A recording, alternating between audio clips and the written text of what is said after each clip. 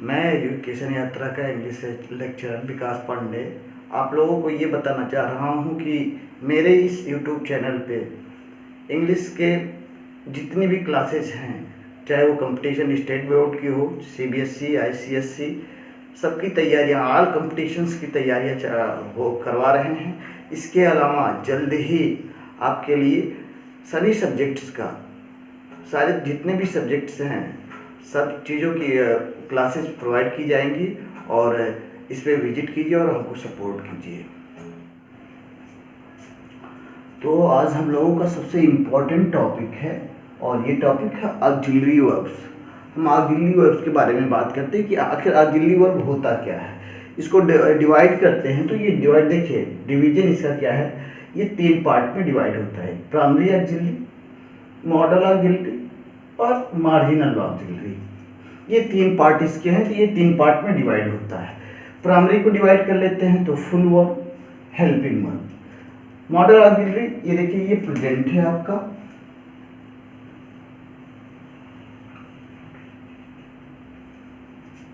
और ये पास्ट है आपका। प्रेजेंट में कैन तो पास्ट में कुड, प्रेजेंट में इसका पास्ट, में का past might, shall, should, will, would. अब ये जो इतना है, मस्ट और टू, ये प्रेजेंट में भी और पास्ट दोनों में लगता है। अब आ जाइए मार्जिनल ऑक्सिलरी पे। तो मार्जिनल ऑक्सिलरी डिवाइड करते हैं फुल वर्ब और हेल्पिंग वर्ब, दोनों सेम है। यूज कैसे होगा इसको एक्सप्लेन करेंगे। Need, use to, dare, need, use to, dare. अब देखिए, तो पहले हम लोग बात कर लेते हैं कि प्राइमरी ऑक्सिलरी होता क्या है। उसके बाद फिर ये सारे चार्ट को नोट कीजिए और उसके बाद मैं बता रहा हूँ आपको। तो बात करते हैं प्राइमरी ऑक्सिलरी। अच्छा, प्राइमरी ऑक्सिलरी किसे कहते हैं, इसका क्या यूज है, किस तरीके से। तो हमने देखिए अभी चार्ट बनाया था कि फुल वर्ब और हेल्पिंग वर्ब। अब फुल वर्ब क्या होता है, हेल्पिंग वर्ब क्या होते हैं, पहले प्राइमरी ऑक्सिलरी को ही उठाते हैं। देखिए ऑक्सिलरी किसे कहते हैं, इसके बारे में मैं डिफाइन कर रहा हूँ। पहला कर देते हैं प्राइमरी ऑक्सिलरी।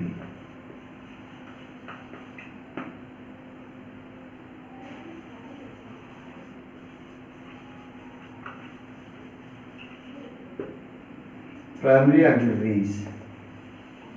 अब प्राइमरी ऑक्सिलरी को मैं डिफाइन कर रहा हूं, तो इसके पहले ऑक्सिलरी जानना जरूरी है। अब ऑक्सिलरी होता क्या है इसको सुन लीजिए। देखिए ये बी हैव डू, ये प्राइमरी ऑक्सिलरी है।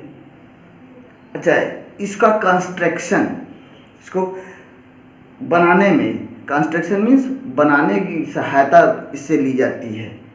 अब इसमें जैसे आपको क्वेश्चन बनाना हुआ, इसके अलावा टेंस बनाना हुआ, पैसिव हुआ, ठीक, ये इन सारे की सहायता से जो बहुत सारे ग्रामेटिकल कंस्ट्रक्शन हैं, ग्रामेटिकल कंस्ट्रक्शन के में इसके सहायता से, वी हैव डू के सहायता से आप क्या कर सकते हैं, आप इससे आप टेंस, इससे क्वेश्चन, इससे एक्टिव पैसिव, ठीक, इसके सब्जेक्ट और नंबर के और पर्सन के अनुसार ये हमेशा चेंज होते रहते हैं, मीन्स बदलते रहते हैं। तो इसी को हम एक्सप्लेन करने जा रहे हैं। आइए देखिए, हम लिखे प्राइमरी ऑक्सिलरी। प्राइमरी ऑक्सिलरी में हमने क्या कहा कि बी है, हैव है और डू है। Be have do. अच्छा, बी हैव डू को अगर हम लेते हैं तो बी हैव डू मीन्स हो जाएगा आपका, यहां देखिए, is, am, are, was, were. 2 शब्द और है इसमें, been and being, been and being. और ये दोनों पेसिव में आते हैं।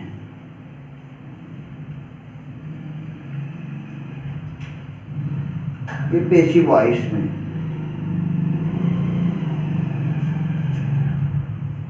Has, have, had, do, does, did, ये है। अब आप इसका अकॉर्डिंग टू टेंस आप इज़एमआर का यूज कर सकते हैं, आप क्वेश्चन बना सकते हैं, आप डूडल। देखिए मैंने क्या कहा, मैंने कहा टेंस, आप question,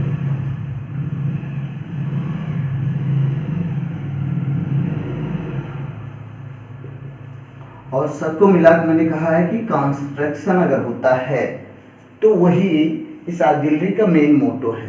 how to translate, how to make a question, how to make a passive voice, किस तरीके से आप बनाएंगे, ये इसकी सहायता से आप टेंस के ड्यूरिंग मैं इसको एक्सप्लेन करूंगा। जब टेंस मैं इसको एक्सप्लेन आपको बताऊँ पढ़ाऊंगा तो फिर ये सारी चीज़ें एक्सप्लेन करूंगा। ये बी फॉर्म का मीन्स प्राइमरी ऑक्सिलरी।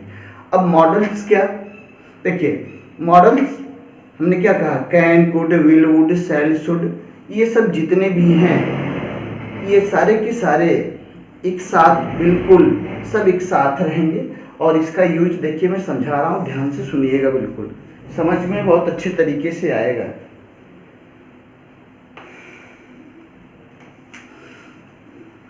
अब देखिए मैं मॉडल्स की बात कर लेता हूँ। मॉडल्स कहाँ कहाँ यूज नहीं करते, पहले नहीं जान लीजिए, फिर हाँ को तो समझ में आ जाएगा। कभी भी यूज ऑफ मॉडल्स में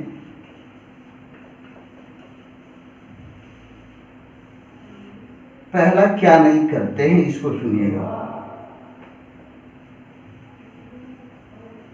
मॉडल ऑक्सिलरी, मैं इसको शॉर्ट फॉर्म में लिख रहा हूं, ऑक्सिलरी का यूज अकेले नहीं करते।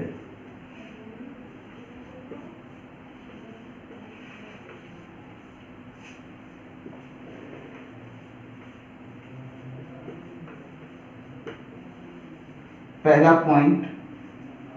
दूसरा, इसके साथ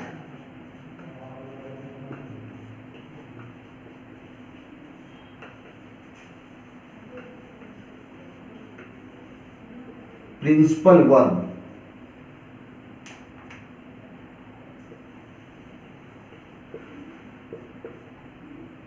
का रहना अत्यंत आवश्यक है।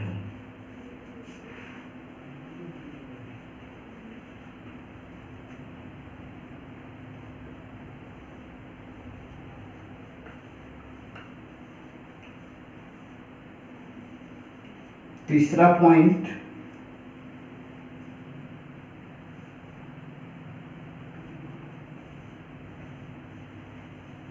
प्रिंसिपल वर्ब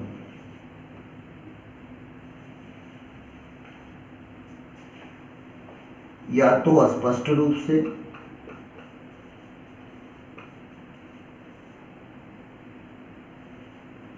रह सकता है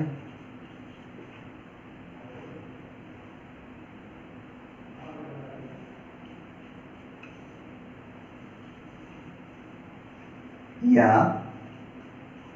इम्प्लाइड। इम्प्लाइड मीन्स होता है, इसकी हिंदी लिख लीजिए समाविष्ट।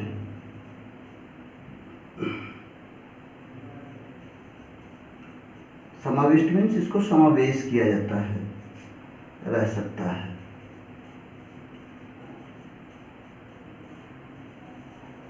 ठीक। तीसरा पॉइंट,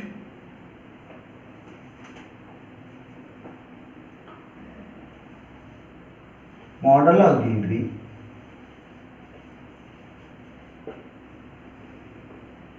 में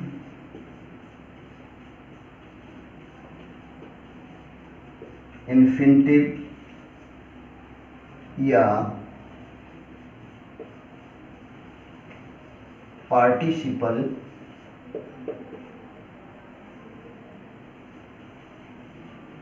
फॉर्म नहीं होता है।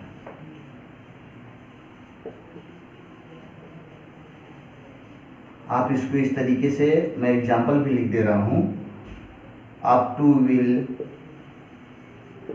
टू मस्ट, टू लगा के या आईएनजी लगा के, सेलिंग, में ये सारी चीज नहीं कर सकते। मीन्स कभी नहीं, यही साफ साफ लिख दे रहे हैं, कभी नहीं। होता है। पहले अब इसको थोड़ा सा समझ लीजिए, फिर मैं बता रहा हूँ आपको। देखिए हमने लिखा क्या है, क्या नहीं करना है। पहले यूज ऑफ मॉडल्स में ये तो हो गया, according to tense, number, person, gender आप इसको लगाएंगे। कंस्ट्रक्शन के बेस पे ये काम करता है प्राइमरी ऑक्सिलरी। मॉडल्स की बात कर लेते हैं। तो मॉडल ऑक्सिलरी का यूज अकेले या कभी अकेले ये कभी होता ही नहीं है।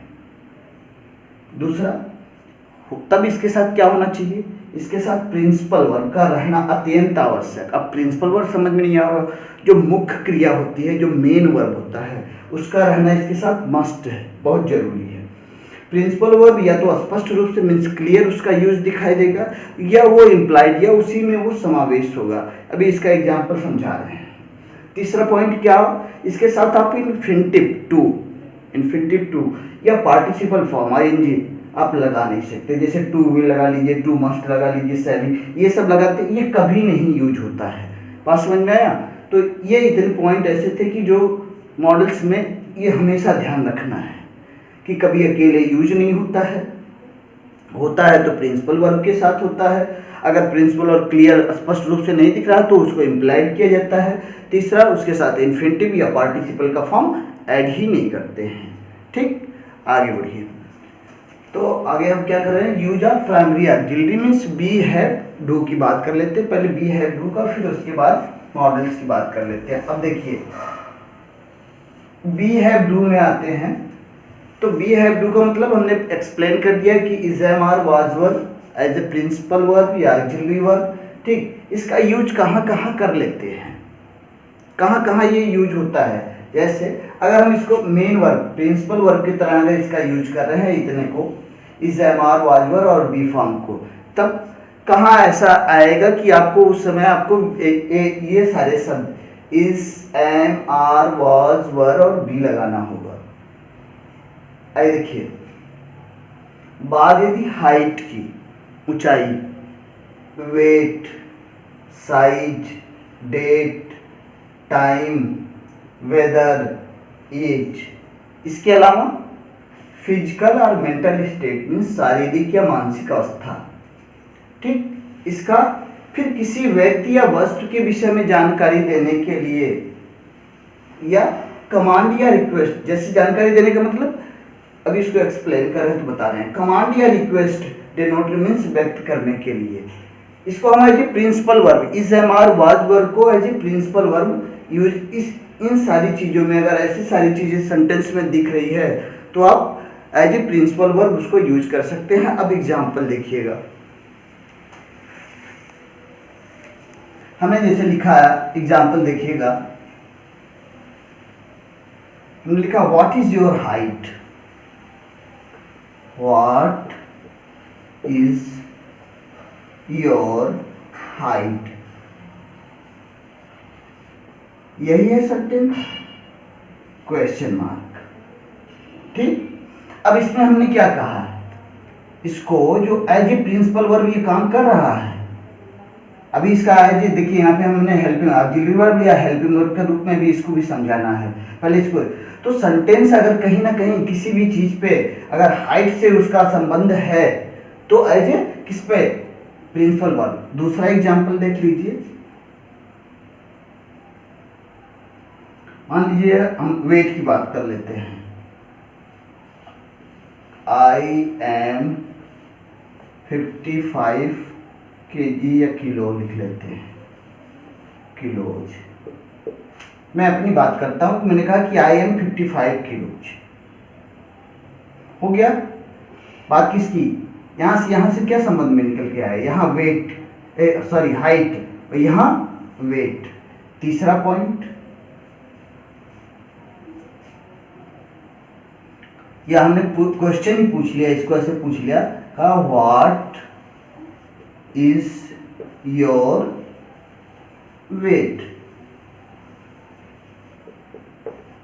हमने कहा भैया आपका वेट कितना है, तो ये किसका काम कर रहा है, ये हेल्पिंग वर्ब है नहीं, है ये प्रिंसिपल वर्ब। बात समझ में आ रहा है, लिखते जाइए इसको। अब डेट की बात लिख लेते हैं, आज इट इज 6, इसको ऐसे कर देते हैं, अप्रैल 16। एक दूसरा, what is the time,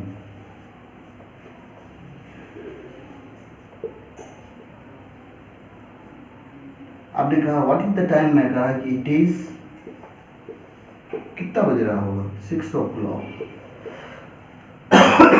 sorry.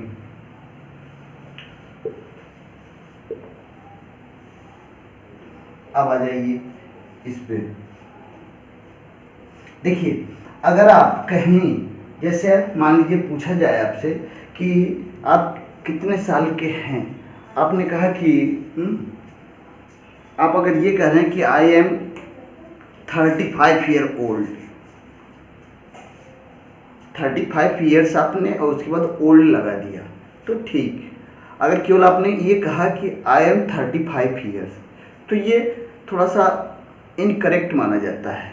Means आप क्या कह सकते हैं, आई एम 35 ईयर्स ओल्ड, ये कहना बिल्कुल करेक्ट माना जाता है।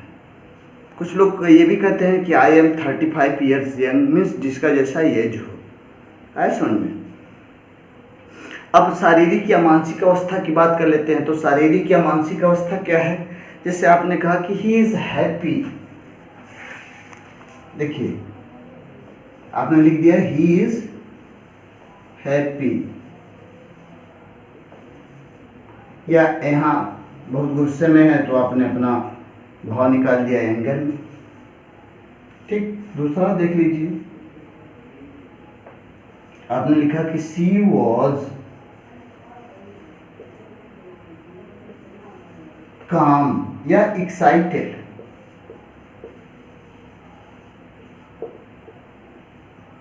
ये शारीरिक या मानसिक अवस्था की बात हो गई।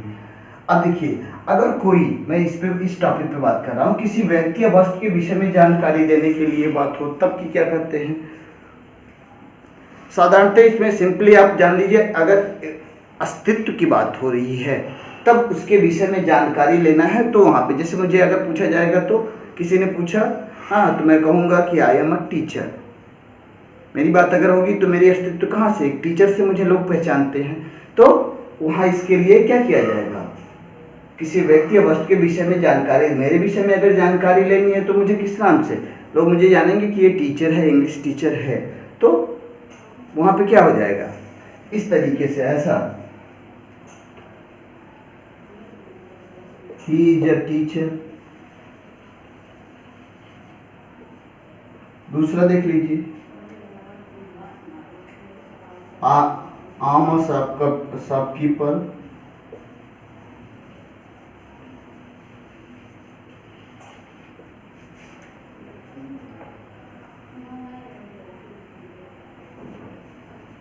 Sri Lanka is an island,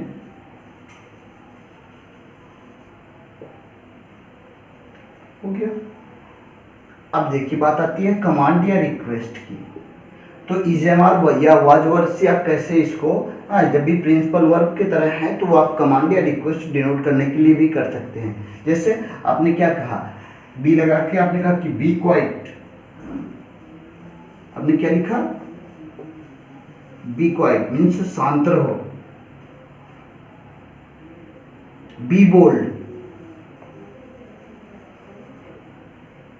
B a good boy,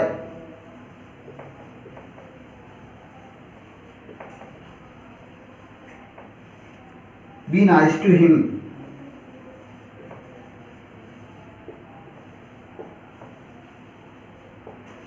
तो ये सारे जितने भी थी, ये प्रिंसिपल वर्ब का यूज मैंने आपको पूरा एग्जाम्पल सहित, आप इसको नोट कर लीजिए, ठीक। फिर से एक बार मैं समझा दे रहा हूँ, ध्यान से सुनिएगा। अगर वेट की, हाइट की, साइज की, date, time, weather, age, physical या मेंटल स्टेट की बात होती है, किसी व्यक्ति के या वस्तु के बारे में जानकारी लेनी हो, हाँ, जैसे मान लीजिए वस्तु की बात नहीं लिखे तो वस्तु के लिए यहाँ मैं लिख देता हूँ, हमने लिख दिया कि gold, gold is a metal,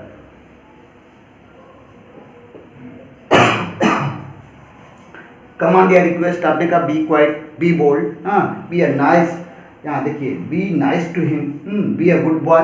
तो ये सारी चीज़ें अगर इस तरीके से आ रही हैं तो इट मीन्स एज यू जब भी इस तरीके का यूज करेंगे तो ये दिमाग में सेट कर लेंगे कि as a principal verb is am are was were का या बी फॉर्म का हम यूज कर रहे हैं। बात समझ में आया?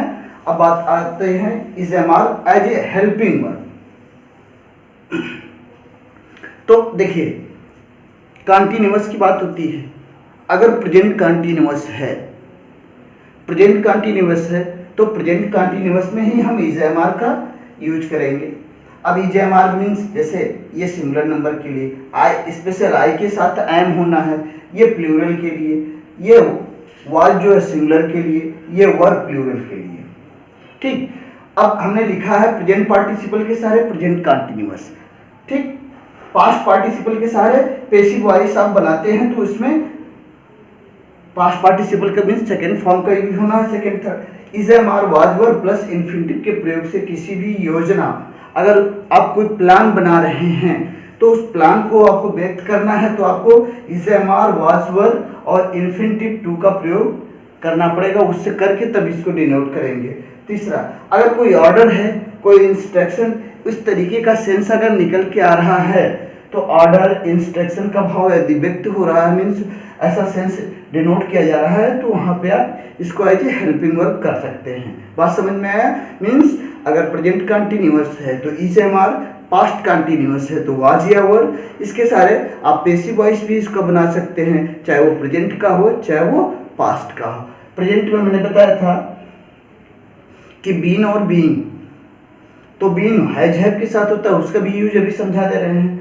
और अगर इज एम आर है तो आप जब पैसिव में चेंज करेंगे तो बीइंग हो जाएगा, वाज वर है तो भी पार्टिसिपल में तो बीइंग ऐड होना है। ठीक, इसका एग्जांपल समझा रहे हैं, इसको नोट कीजिएगा।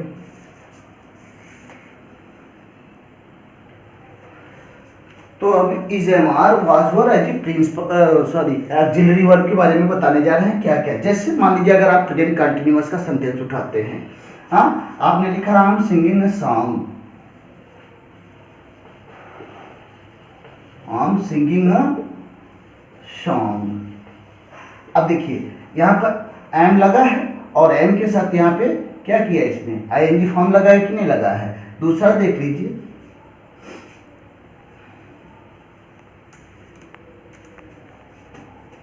ही इज वर्किंग, ये आईएनजी है हियर। अब देखिए ये टेंस की तरह यूज हुआ कि नहीं, प्रेजेंट कंटिन्यूअस से जो पैटर्न बनता है, जैसे पैटर्न मान लीजिए प्रेजेंट कंटिन्यूअस का, देखिए प्रेजेंट कंटिन्यूअस टेंस यही है। और इसका अगर अफर्मेटिव सेंटेंस है तो subject is am are, first verb का first form first verb, ING, object. अब ऑब्जेक्ट को दो पार्ट में, एक डायरेक्ट और एक इनडायरेक्ट कर लीजिए आप। ठीक, तो अब यहाँ से आई है तो आई के साथ तो एम लगना तय है, और फर्स्ट वर्ब सिंग है और आईएनजी ऐड हो गया और ऑब्जेक्ट और सॉन्ग हो गया। Is as a helping verb means auxiliary verb की तरह यूज हुआ है और आईएनजी लग गया और हियर हो गया है। बात क्लियर? अब मान लीजिए इसी को, ये इसी के सहारे मान लीजिए आपको अगर पैसिव में बात होती है तब कैसे, प्रेजेंट के सहारे, प्रेजेंट पार्टिसिपल के सहारे ही, हाँ कैसे, यहाँ देखिएगा इसको,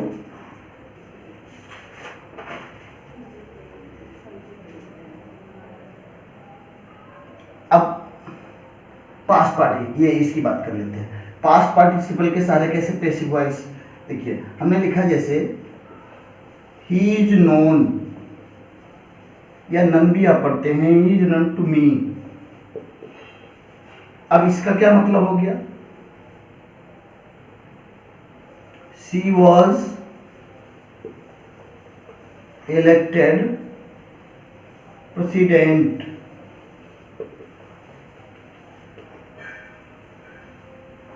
we were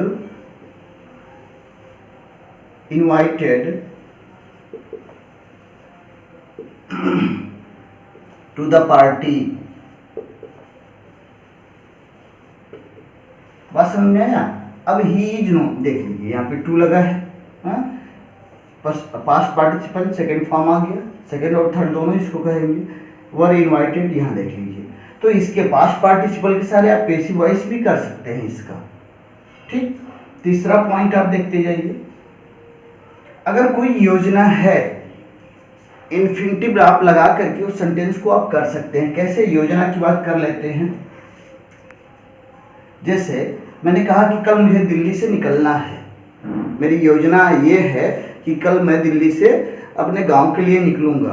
तो अब दिल्ली से गांव के लिए निकलूंगा तो इट मीन्स मैंने कोई प्लान बनाया, योजना तैयार की कि नहीं। तो जब इस तरीके का सेंटेंस आएगा तो वहाँ इन्फिनिटिव टू ये जो है, ये चीज वहाँ रहना मस्ट है। सेंटेंस देखिएगा, एग्जाम्पल से बिल्कुल समझ में आ जाएगा। जैसे मैंने कहा, ही इज टू लीव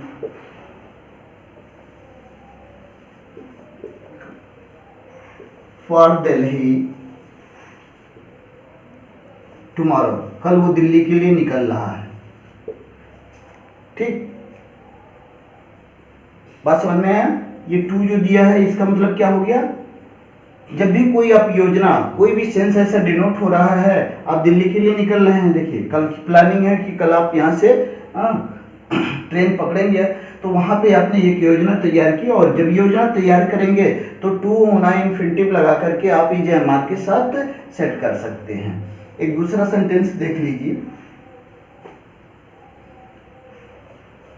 जैसे मान लीजिए मैंने कहा कि मैं दिल्ली पहुंचने वाला हूं और मैंने बताया कि मैं सुबह 5 बजे तक पहुंच जाऊंगा। तो अब यहां पे ये सेंटेंस क्या होगा, दे आर टू अराइव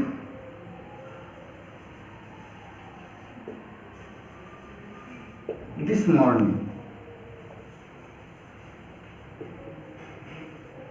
अब देखिए बात हो गई कि हाँ सभी लोग क्या बजे सुबह 5 बजे पहुंचने वाले हैं, तो दे आर लगा है और इसके साथ आपने क्या कर दिया, टू ऐड कर दिया। तो ये योजना कंफर्म हो जाता है कि अगर इन्फिनिटिव टू लगा है, is am are was were के साथ अगर infinitive to it means denoting the sense of plan. योजना की बात हो रही है कि वो सुबह, कल, जैसा भी योजना आप बनाते हैं उस पर। अब आ जाइए ऑर्डर या इंस्ट्रक्शन। अगर सेंटेंस ऑर्डर या इंस्ट्रक्शन का भाव सेंस, उसका सेंस क्लियर करता है, तो ऐसे सेंटेंस के लिए आप इज एम आर के साथ उसको लगा सकते हैं। जैसे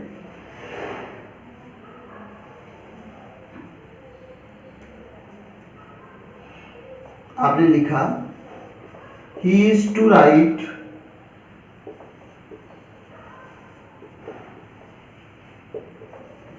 his name.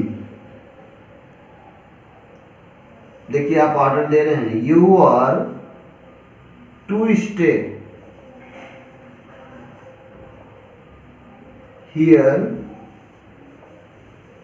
Till I return.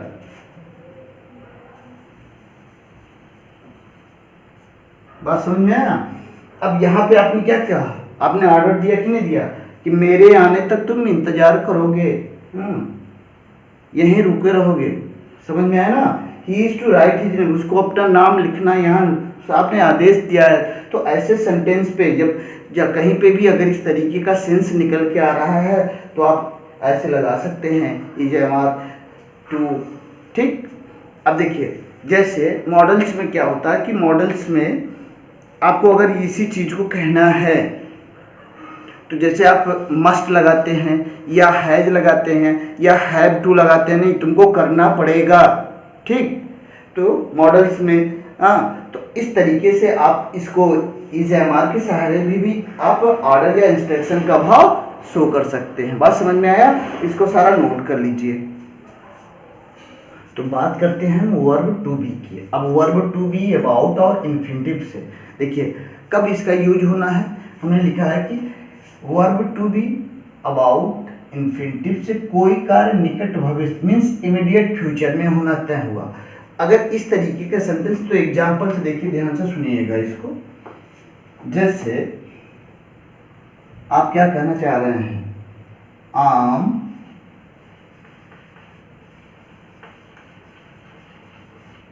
About to go, या they are about to start. अब इससे क्या समझ में आ रहा है? देखिए, जब भी कोई इस तरीके का, ध्यान से देखिएगा, अगर वर्ब टू की बात, वर्ब टू मीन्स यहाँ इज एम आर की बात मैं कर रहा हूँ, उसके बाद अबाउट, फिर उसके बाद इन्फिनिटिव टू, तो जब ये सेंटेंस रहेगा कि अगर वर्ब टू भी प्लस अबाउट दिया है और उसके बाद इन्फिनिटिव दिया है, तो ये इमीडिएट एक्शन, इमीडिएट फ्यूचर की बात बताता है कि मैं जस्ट निकलने ही वाला हूँ। तो वहाँ पे जस्ट के बजाय आप क्या करेंगे? I am about to go, means एकदम बिल्कुल आप तुरंत तैयार हैं। They are about to start, जैसे आपने कहा कि सर शुरू, एकदम बिल्कुल शुरू ही करने वाले हैं। तो जब इस तरीके का सेंटेंस आएगा तो यहाँ पे अबाउट का यूज कर देंगे। बात समझ में आया? अब देखिए, has had a principal as a principal verb. अब जब प्रिंसिपल वर्ब की बात आती है तो देखिए, positions, relationship, illness, experience, receive, अगर इस तरीके का सेंटेंस आपको दिख रहा है, सेंटेंस इस ऐसा सेंस निकल के आ रहा है कि अगर कहीं रिलेशनशिप शो हो रहे हैं, कहीं पोजीशनशिप, इलनेस, बीमारी की बात हो रही है, कोई अनुभव, एक्सपीरियंस की बात हो रही है, या रिसीव, तो ऐसे सेंटेंस पे जो ये हैज, हैव, हैड है, हैज आपका हो गया, हैव हो गया और हैड हो गया, ये तीनों एज ए प्रिंसिपल वर्ब की तरह काम करेंगे। ठीक, और एक जगह देखिए, आज के समय में जैसे आपने कहा कि ये हैव का मैंने एक सेंस लिखा है, हैव किस चीज में लगाते हैं? Eat, drink, do, enjoy, take, experience. ठीक, तो इस पे डिस्कस कर लेते हैं।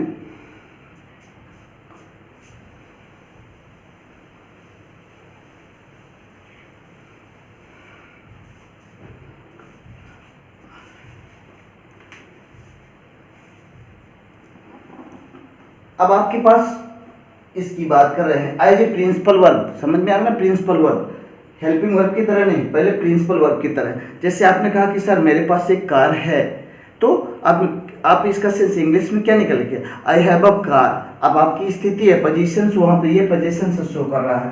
सेंटेंस देखिए,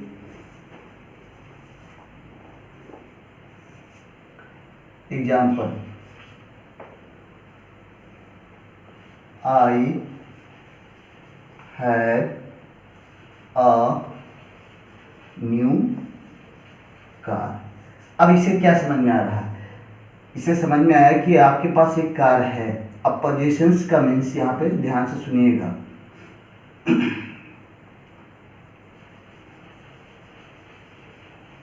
मीन्स आप उसके स्वामी, मालिक आप ही हैं उसके, आप उस चीज के स्वामी आप ही हैं। तो ये जो न्यू कार दे रहा है, इसका ये जो है ये प्रिंसिपल वर्ब की तरह काम किया है।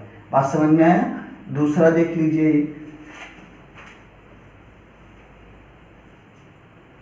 आपने कहा कि ही हैज, या हैड पास्ट में कर देंगे, चलिए, हैज टू सिस्टर।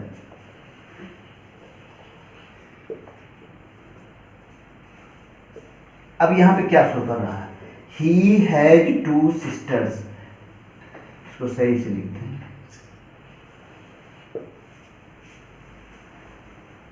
अब टू सिस्टर्स मीन्स यहाँ पे ये इसके पास, अब ये रिलेशनशिप,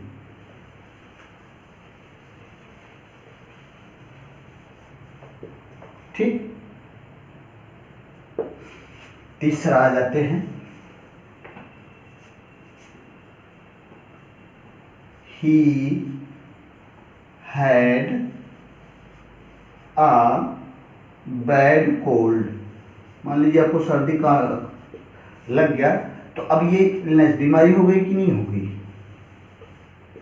हो गई ना? चौथा लिख लीजिए, you have a pleasant trip। अब यहाँ हम आप क्या कर रहे हैं? एक्सपीरियंस की बात हो रही है। अब रिसीव की बात कर लेते हैं।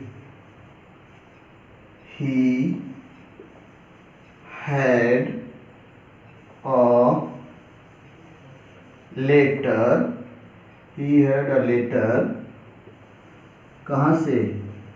From his boss. अब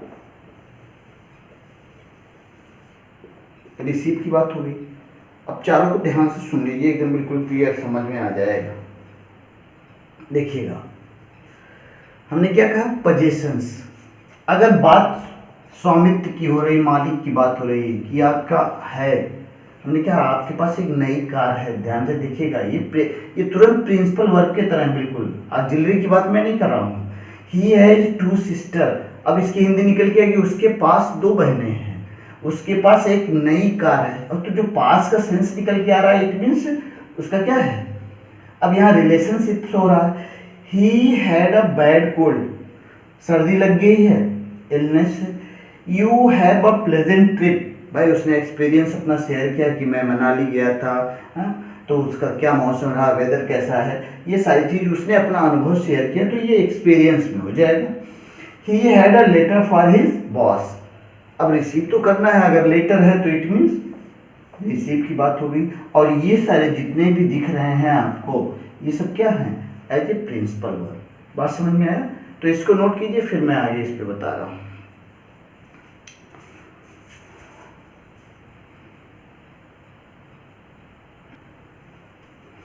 देखिए, ये बोलचाल की भाषा में या ग्रामर की लैंग्वेज में अगर कंपटीशन में इस तरीके से क्वेश्चन होते हैं, तो यहाँ थोड़ा सा आपको सतर्क होकर के, हाँ, बी केयरफुल होकर के काम करना होगा। जैसे एग्जाम्पल, इसके बाद एक साइड में सॉल्व करवाऊंगा। आपने लिखा, जैसे आपको बोलना है, यहाँ हैव का क्या सेंस निकल के आ रहा है, इसको देखिएगा। जैसे आपने कहा कि वी हैव लंच, ध्यान से सुनिएगा इसको। We have lunch at 1, we have lunch at 1 means, अब लंच मीन्स और हैव मीन्स, यहाँ इसका संबंध सीधे सीधे किससे है? ईट से है। बात समझ में आया ना? देखिए सेंटेंस हम लिख रहे हैं, वी हैव लंच एट 1। अब यहाँ जो आया है we have lunch at 1 means, यहाँ इसका पूरा का पूरा किससे? ईट से है। अब मान लीजिए आप हैं और कहीं सॉरी, आप कहीं गए हुए हैं और आपसे कोई इस तरीके से क्वेश्चन कर रहा है कि व्हाट विल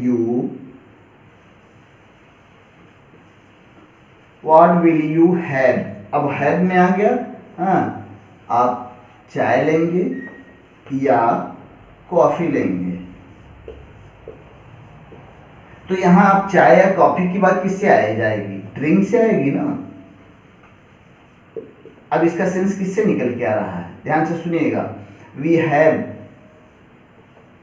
देख रहे हैं ना? तीसरा पॉइंट एक देख लीजिए, I will have a bath. अब देखिए यहाँ हैव का क्या सेंस निकल के आ रहा है? जैसे तो सेंस निकल के आया डू, ठीक? तो ईट हो, ड्रिंक हो, डू हो, इंजॉय हो, टेक हो, एक्सपीरियंस, ऐसे अगर सेंटेंस आ रहे हैं तो वहां पे एज ए प्रिंसिपल वर्ब का काम करता है। देख लीजिएगा, 3 एग्जाम्पल हैं, 3 एग्जाम्पल्स आ गया। We have lunch at 1, have यहाँ किसके सेंस में? ईट के सेंस में। What will you have, tea और कॉफी। अब यहाँ टी और कॉफी का मीन्स उसको ड्रिंक के सेंस में हैव से यूज हुआ है। I will have a bath means have का सेंस किससे? डू से हुआ है, ठीक? अच्छा, अब अगर मान लीजिए कहीं ऐसा होता है कि सेंटेंस में मेंशन ये नहीं होता है कि हैव बीन दिया है, बात हम हैव बीन की करते हैं, तो हैव बीन की बात अगर आती है और वहां पे तो उसका सेंस जो मीनिंग होता है वो निकल के आता है टू गो या टू विजिट। जैसे अगर इससे एग्जाम्पल लिया जाए तो क्या हो जाएगा? आपने क्या, आई हैव बीन टू कहाँ? लंदन, ठीक? अब यहाँ हैव बीन का जो सेंस निकल के आएगा, ये क्या निकल के आएगा, टू गो या टू विजिट, तो उसने विजिट किया है। दूसरा एक देख लीजिए, have you ever been to see him. अब टू सी हिम मीन्स आप उनसे मिलने गए हैं कि नहीं गए। हैव अब ever been, to go to visit किसके सेंस में निकल के आ रहा है, ये समझ में आ गया। तो जब इस सेंस में हो कि अगर टू गो या टू विजिट की बात होती है तो वहां उसको इन शब्दों के बजाय आप हैव बीन का यूज कर सकते हैं। नेक्स्ट आइए, अब इसको as a helping verb. Helping verb की क्या बात हो गई, present perfect tense. Has have कहाँ, बात हैज हैव की कर लेते हैं। हैज हैव कहाँ लगेगा, प्रेजेंट परफेक्ट में। पास्ट परफेक्ट में केवल हैड का यूज होना है। फ्यूचर में विल हैव शैल हैव का यूज होना है। ठीक, अब देखिए, तो इसका सेंटेंस जब आप बनाएंगे तो वो क्लियर हो जाएगा। अब देखिए, हैव ऑब्जेक्ट, हैव ऑब्जेक्ट और पास्ट पार्टिसिपल द्वारा यह भाव व्यक्त होता है कि काम स्वयं नहीं किया गया बल्कि किसी और से करवाया गया है। एग्जाम्पल देखिएगा, समझ में आ जाएगा बिल्कुल।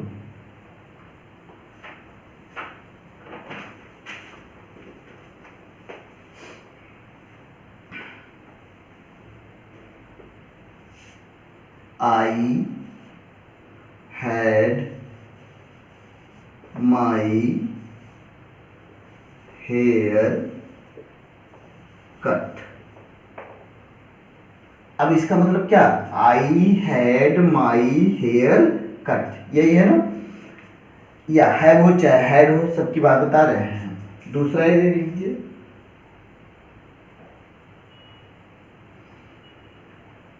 आई, आप यहाँ अगर प्रेजेंट में लिख रहे हैं तो हैव लिख सकते हैं, ऐसा नहीं है कि आप, मैंने वहाँ हैव ही लिखा तो यहाँ हैव ही रहेगा। प्रेजेंट में है तो आप क्या कर सकते हैं, है पास्ट में, और ये पास्ट में है तो हैड। पास्ट में सेंटेंस में लिखा हूँ आई हैड, अब ध्यान दीजिएगा, फिर हैड का ही दे रहे हैं, आई हैड माई कार, क्या किया आपने,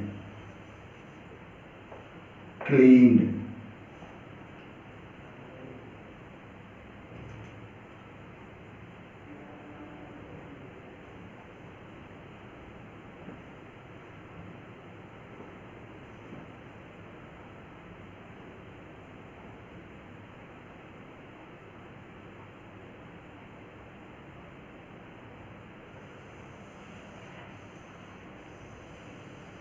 बता रहे हैं ये दोनों सेंटेंस।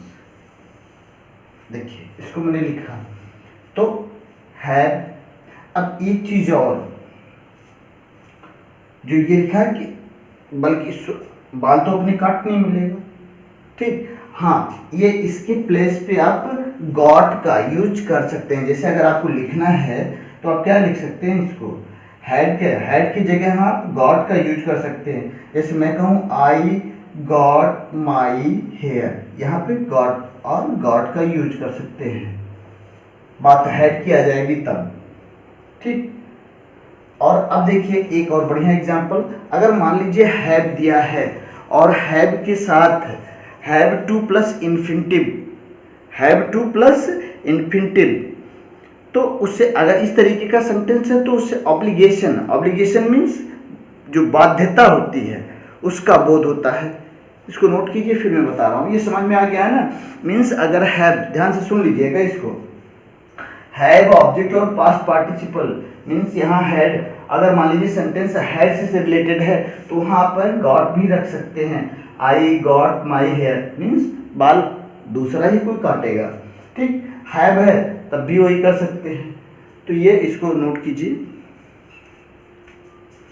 तो बात हैव टू और इन्फिनिटिव से, अगर हैव टू की बात आती है और हैव टू के साथ जब कभी भी ऑब्लिगेशन मीन्स बाध्यता या कृतज्ञता की बात बोध होता है तो आप हैव टू से करके आप सेंटेंस बना सकते हैं। एग्जाम्पल देखिए, अगर आपको लगाना है, जैसे आपने क्या लिखा, I have to go now. अगर इस तरीके का सेंटेंस है जहाँ से ऐसा सेंस निकल के आ रहा है कि वहाँ पे उसको बाध्य किया जा रहा है कि मुझे निकलना ही है, तो आई हैव टू, हैव लगाया, इन्फिनिटिव लगा के आप सेंटेंस को means first form of the verb और निकल गए। दूसरा एक एग्जांपल देख लीजिए, you have to guard this house या द हाउस, मीन्स उसने जिम्मेदारी दे दी कि आपको पूरे घर की सुरक्षा मीन्स रक्षा करनी है। तो अब इससे सेंटेंस से क्या निकल के आया, ऑब्लिगेशन निकल के आया कि नहीं निकल के आया, ये आपको बाध्य किया जा रहा है कि आपको करना पड़ेगा, मीन्स करना पड़ेगा। बात समझ में आया ना, ऐसे सेंटेंस। अब बात डू डज डिड की कर लेते हैं।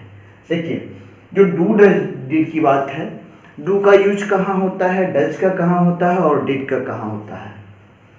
तो पहले सिंपल सा डू और डज, डू और डज हम लगाते कहाँ हैं। देखिए अगर सेंटेंस प्रेजेंट इंडेफिनिट की बात कर रहे हैं, प्रेजेंट इंडेफिनिट है तो डू और डज का यूज होना है। सब्जेक्ट अगर सिंगुलर है तो डज, सब्जेक्ट प्लूरल है तो डू। यही अगर बात पास्ट इंडेफिनिट की हो जाएगी तो यहाँ क्या हो जाएगा, डिड हो जाएगा। ठीक, इसके अफर्मेटिव फॉर्म में डिड का यूज नहीं होता है। नेगेटिव, इंट्रोगेटिव और इंट्रोगेटिव मीन्स आपको क्वेश्चन बनाना है, अगर चाहे प्रेजेंट इंडेफिनिट के डू डज से हो या डिड से हो, आप क्वेश्चन बना सकते हैं।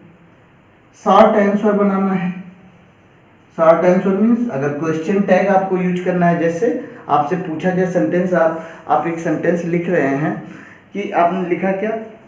अब पहले बात कर लेते हैं काम, परफॉर्म की बात कर लेते हैं। अगर जो पहला हेडिंग दिया हमने परफॉर्म, काम करने के अर्थ में, तो आप क्या कहेंगे, आई डू इट या he does it, I do it या ही डज इट। अब जब आई डू इट की बात आई, आई डू इट, ध्यान से सुनिएगा इसको, आई डू इट मीन्स क्या हो गया, अब यहाँ ये परफॉर्म काम कर रहा है ना, तो जब काम करने की सेंस में अगर आप लगाएंगे तो या ही डज इट, तो जब काम करने का सेंस आएगा तो आप इसको कर सकते हैं। ठीक, दूसरा पॉइंट हमने कहा कि प्रेजेंट इंडेफिनिट है तो नेगेटिव में आप डू डज लगा के नॉट लगा सकते हैं। इंट्रोगेटिव है तो क्वेश्चन वर्ड के बाद आप उसको क्वेश्चन वर्ड बना सकते हैं with the help of question word, या जब आप सेंटेंस कर रहे हैं तब भी आप लगा सकते हैं। तीसरा पॉइंट आता है सबसे अगर पास्ट इंडेफिनिट है तो आप डिड का यूज कर सकते हैं, डिड से आप क्वेश्चन बना सकते हैं। नेगेटिव में भी आप उसका डिड का यूज कर सकते हैं। शॉर्ट आंसर जिसको क्वेश्चन टैग का नाम देते हैं। अब क्वेश्चन टैग में जैसे आपसे अगर मान लीजिए आपने क्वेश्चन किया या क्वेश्चन बना करके आप सेंटेंस लिख रहे हैं, ठीक, तो उसको आप कर सकते हैं। सेंटेंस जैसे मान लीजिए अगर आपसे कहा जाए you take tea, you take tea, ठीक। अब इसी को आगे अगर हमको करना है डोंट यू, हो गया कि नहीं हो गया, डोंट यू, क्वेश्चन मार्क आपने लगा दिया, ये क्वेश्चन टैग का हो गया। आया समझ में। तो इस तरीके से सेंटेंस को आप पूरा बिल्कुल एक साथ उसको समझ सकते हैं। हमने कहा कि डू यू सिंग, देखिएगा डू यू सिंग, ये क्वेश्चन आपसे किया गया। अगर आप गाते हैं तो लिखेंगे यस, हाँ, यस के बाद आप क्या कर देंगे, या आई डू। अब आई डू मीन्स यहाँ पे क्या हो जाएगा, यहाँ आप सिंग का सेंस निकल के आया ना, डज लगाना हो तो डज लगा सकते हैं, डिड लगाना हो तो डिड लगा सकते हैं। तो ये सारे यूज इसके हैं। तो ये आज की पूरे वीडियो में पूरा दिल्ली जितना है। अब बात डिसएग्रीमेंट और एग्रीमेंट की कर लेते हैं। तो डिसएग्रीमेंट और एग्रीमेंट इसी से आ जाएगा। जैसे did you talk to him, sentence से क्वेश्चन आपसे पूछा, अब ये एग्रीमेंट की बात, आप क्या आप उनसे बात करेंगे? हाँ, तो अब अगर आप हैं तो कहेंगे या आई। हाँ, अगर नहीं है तो आप डिसएग्रीमेंट और एग्रीमेंट दोनों का काम कर सकते हैं। देख लीजिए, इसी में हमने पूछ लिया आपसे डू यू स्मोक। अगर आप एग्री नहीं कर रहे हैं तो आप कहेंगे नो, काम आई डोंट, मीन्स मैं नहीं करता। और अगर एग्री करते, हमने क्या कहा, did you talk to him. ठीक, अब ये जब ये क्वेश्चन हो गया और आप एग्री अगर कर रहे हैं तो आपने लिखा यह आई, क्या एग्री कर रहे हैं तो यह आई डिड, मीन्स अब यहाँ डिड का सेंस क्या निकल के आ रहा है? डिड का सेंस ये निकल के आया कि आप उनसे बात करेंगे, टॉक टू हिम। बात समझ में आ गया? तो ये सारी यूज इसके हैं। ठीक, और इसको बिल्कुल नोट कर लीजिएगा। और नोट करने के बाद देखिए यहाँ क्वेश्चन मार्क एग्जाम्पल है। तो ये सारी चीज़ें हैं, इसको नोट कर लीजिए। और ये फिर कल मॉडल्स को एक्सप्लेन किया जाएगा। Thanks for watching this video.